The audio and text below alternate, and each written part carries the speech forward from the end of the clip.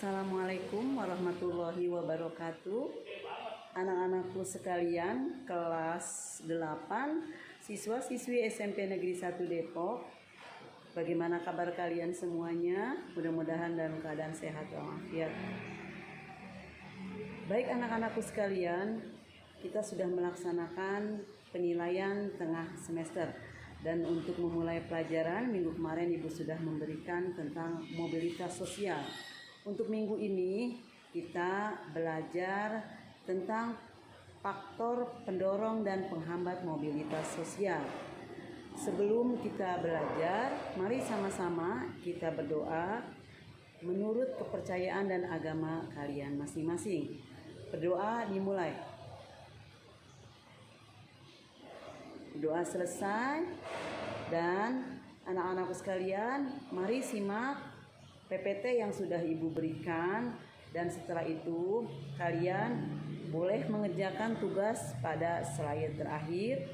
Kemudian kalian tulis di buku tulis dan diserahkan ke GC. Baiklah anak-anakku sekalian, seperti yang tadi Ibu katakan bahwa untuk minggu ini kita akan mempelajari mobilitas sosial, yaitu tentang faktor-faktor pendorong dan penghambat mobilitas sosial yang nanti kalian akan pelajari satu persatu, juga ada pada buku paket kalian yang sudah diberikan oleh sekolah dan pinjamkan pada bab 2. Faktor-faktor pendorong dan penghambat mobilitas sosial. Apakah yang dimaksud dengan mobilitas sosial? Mobilitas sosial adalah perpindahan posisi seseorang atau sekelompok orang dari lapisan yang satu ke lapisan yang lain.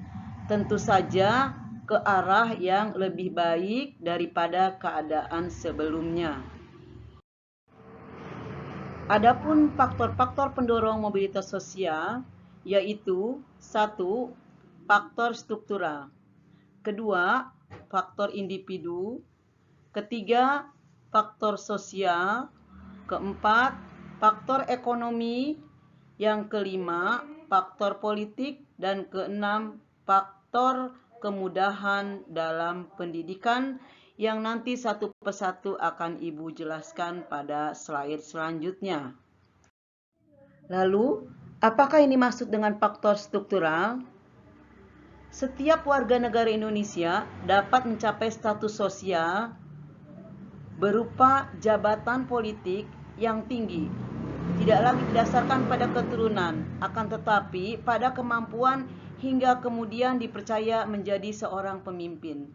Dan kalian juga akan mempunyai kesempatan yang sama dengan orang lain untuk mencapai kesempatan menjadi pemimpin atau menjadi bagian dari masyarakat yang insya Allah mudah-mudahan dapat mempunyai kedudukan yang lebih baik. Untuk faktor selanjutnya yaitu faktor individu. Setiap individu memiliki perbedaan dalam hal sikap, pengetahuan, dan keterampilan. Keberhasilan melaksanakan mobilitas sosial sangat ditentukan sikap dan perilaku individu tersebut. Dan untuk faktor selanjutnya sebagai pendorong mobilitas sosial yaitu faktor sosial. Setiap perjuangan diawali dari ketidakpuasan akan status sosial yang mendorong manusia untuk terus berjuang segigih-gigihnya. Dan di saat dilahirkan, setiap manusia tidak dapat memilih status sosial. Apabila ia tidak puas dengan kedudukan yang diwariskan oleh orang tuanya, ia dapat mencari sendiri lapisan sosial yang lebih tinggi. Jadi, setiap manusia, setiap individu akan mewariskan status sosial dari orang tuanya. Dan ketika status tersebut suatu hari merasa tidak puas, maka dia bisa mencapai dengan caranya sendiri untuk memperoleh status sosial yang lebih tinggi lagi. Dan untuk faktor pendorong mobilitas sosial selanjutnya yaitu faktor ekonomi. Keadaan ekonomi yang baik memudahkan individu atau seseorang dan kelompok melakukan mobilitas sosial, diantaranya yaitu mudah untuk memperoleh modal, pendidikan, kesempatan lainnya, sehingga mempunyai kesempatan untuk memperbaiki hidup dengan cara yaitu memperoleh ekonomi yang baik. Dan untuk faktor pendorong mobilitas sosial selanjutnya yaitu ada yang dinamakan dengan faktor politik, di mana kondisi negara yang aman, tentram, damai, dan memiliki stabilitas politik yang baik akan mempengaruhi mobilitas sosial warga negaranya. Dan kita berharap situasi politik negara kita dalam keadaan aman sehingga bisa mempengaruhi ke hal yang lebih baik untuk mobilitas sosial di negara kita. Untuk faktor pendorong mobilitas sosial selanjutnya yaitu kemudahan dalam akses pendidikan. Jika pendidikan berkualitas, mudah didapat, tentu mudah juga bagi orang untuk melakukan pergerakan atau mobilitas dengan berbekal ilmu yang diperolehnya. Dengan mempunyai pendidikan yang berkualitas, maka terjadilah mobilitas sosial sebagai pendorong untuk keadaan yang lebih baik lagi. Baik anak-anakku sekalian, baru saja Ibu menjelaskan dalam PPT yaitu faktor-faktor pendorong mobilitas sosial.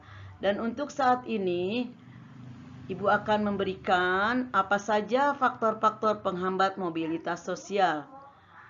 Untuk yang pertama adalah faktor kemiskinan. Faktor ekonomi dapat membatasi mobilitas sosial.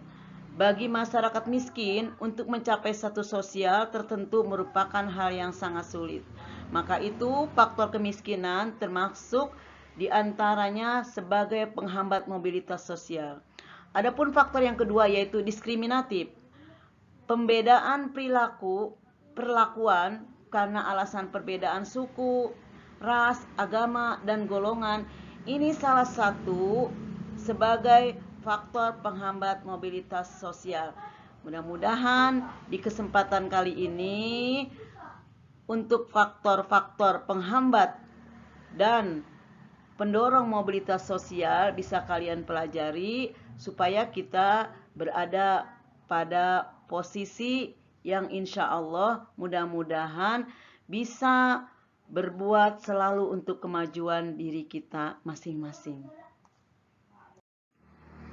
Baiklah anak-anakku sekalian, untuk tugas pada minggu ini kalian bisa mengerjakan aktivitas individu yang ada di buku kalian atau cukup lihat di PPT ini.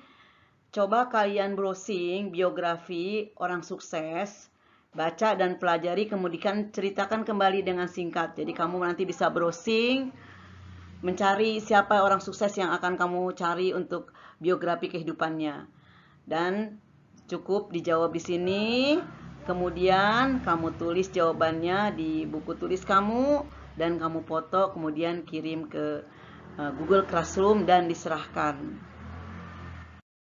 Anak-anakku sekalian, sekian materi untuk hari ini. Mudah-mudahan kita semua dipelihara oleh Allah Subhanahu wa taala, sehat semuanya dan selamat menjalankan aktivitas selanjutnya di rumah. Tetap ibadah dan taat pada orang tua kalian masing-masing. Assalamualaikum warahmatullahi wabarakatuh.